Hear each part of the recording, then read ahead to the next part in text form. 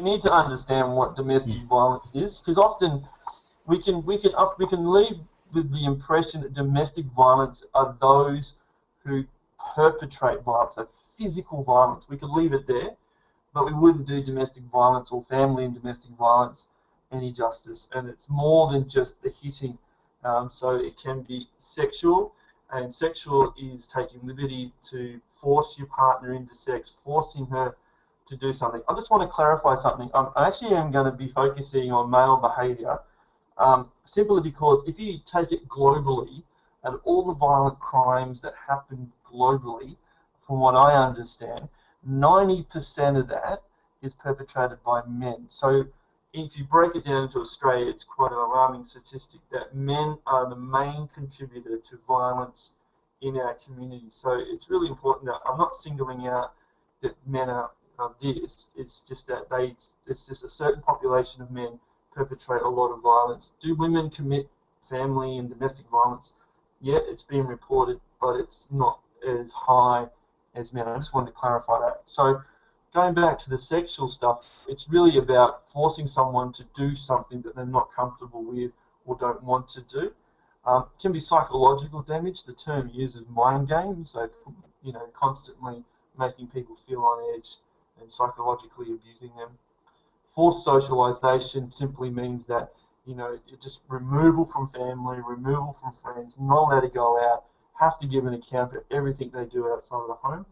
Economic deprivation simply means that you're on an income and that's all you're going to get and don't spend it on anything else. While on the other hand, the male or the other person has liberty with the finances and do what they like. And behaviour that causes the victim to live in fear, reckless driving, looks and intimidation, all that sort of stuff. It's threatening behaviour, but not actually following it through.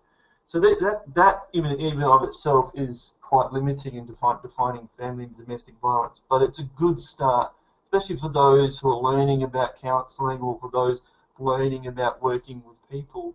It's really quite a good definition and a good start to sort of make you think and unpack what else could be family and domestic violence. So it's just a beginning to unpack that for you. Cool. Next slide. So the term is usually used where abuse or violence takes place in a relationship, including intimate partner relationships, same-sex relationships, between siblings, from adolescents to parents or family carers, to relative or relative with a disability. So, you put the word family on top of that, and it's whatever constitutes family, and whoever plays a part in the family. So obviously, if it's an Indigenous community, that can get really complicated. So I'm not an expert in Indigenous issues, so I'm not going there today. But from what I understand about the kinship system, it can present with significant complications if you're not trained in that area. So my suggestion to you, if you're not trained to deal with Indigenous issues, don't go there. Always try and find someone to do that. Okay, cool. Next slide.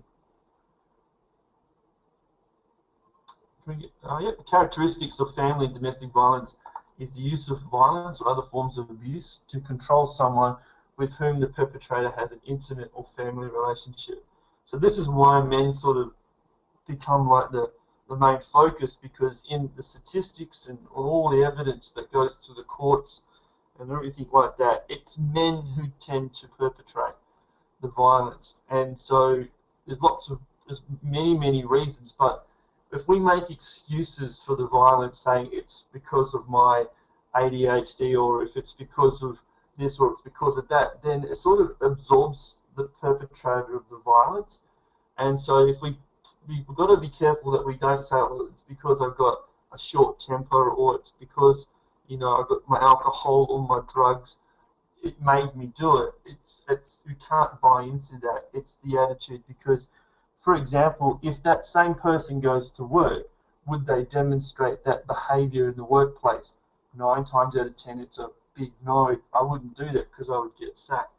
So there is control over things, but essentially it's about the attitude of the individual towards their family members. So it could be just simply a poor attitude choice that I can do this because I'm entitled to it, and we call that male privilege. And hopefully I can unpack that a little bit more for you later on.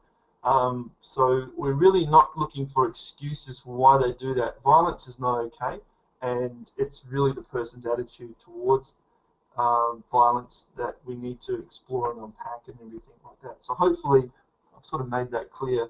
But please, if you've got questions, just send them through and I'll try and unpack that a little bit better.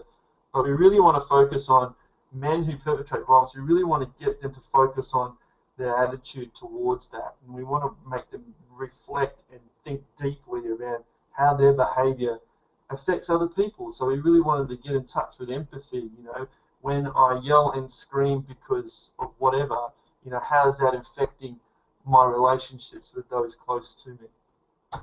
Cool. So hopefully that's okay. All right, cool. Next slide. Yeah. So the term domestic violence usually refers to abuse against an intimate partner, while family violence, so domestic violence is usually the one-on-one stuff, wife, husband, partner, that sort of thing. While family violence is a broader expression encompassing domestic violence and the abuse of children, the elderly, and other family members. So often when we think of domestic violence, I don't think children or other people generally get lumped into that. Like when you hear about it, you just think, oh, it's just those two are at it again. And unfortunately, what we don't understand is that even though the children, for example, are in the other room, so to speak, they can still hear the yelling and the screaming. So they can still hear the abuse, the verbal, the bad language, or the threatening behavior. They can actually hear things being broken.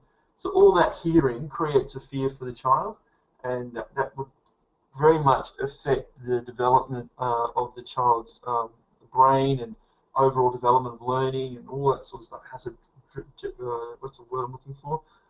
Detrimental impact on their development, let alone anything else that's going on in the family. So we just need to be really, really mindful that if you are going to be working in the field of domestic violence, it's not necessarily the act that's happened between the two. It's the ripple effect, if I can use that analogy.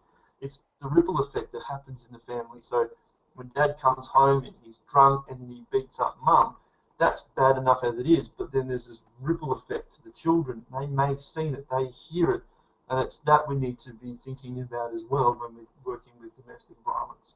But also, when you're working with perpetrators of domestic violence, what's really, really important when we go for the empathy line is that we need them to start thinking about how their behavior impacts on their relationship with their children and get them to think and reflect on their attitude towards that. Because most dads want a really good relationship with their children. They really want this really nice, workable, collegial friendship, this whole really good relationship with their dad.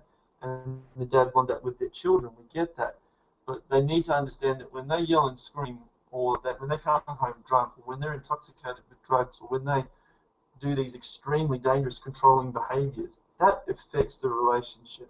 And so if they value that relationship, surely then that must be able to salvage that somehow in order to change behavior, to elicit a better type of relationship for them. Cool. All right, next slide, if I can. Thanks. Aboriginal and Torres Strait Islander people generally prefer to use the term family violence. So again, I'm not going to go into the complexities of that, but just putting it out there. This concept describes a matrix of harmful, violent, and aggressive behaviours. However, the use of the term family violence should not obscure the fact that Aboriginal women and children bear the brunt of family violence. So that's about as far as I'm willing to go, I think, on the issue of Indigenous issues around this stuff. But again, it's just that awareness. People use different terms for different things, and Aboriginal people have their own language and their own terminology, their own way of relating to these sort of things, or defining these things for themselves, I should say, sorry.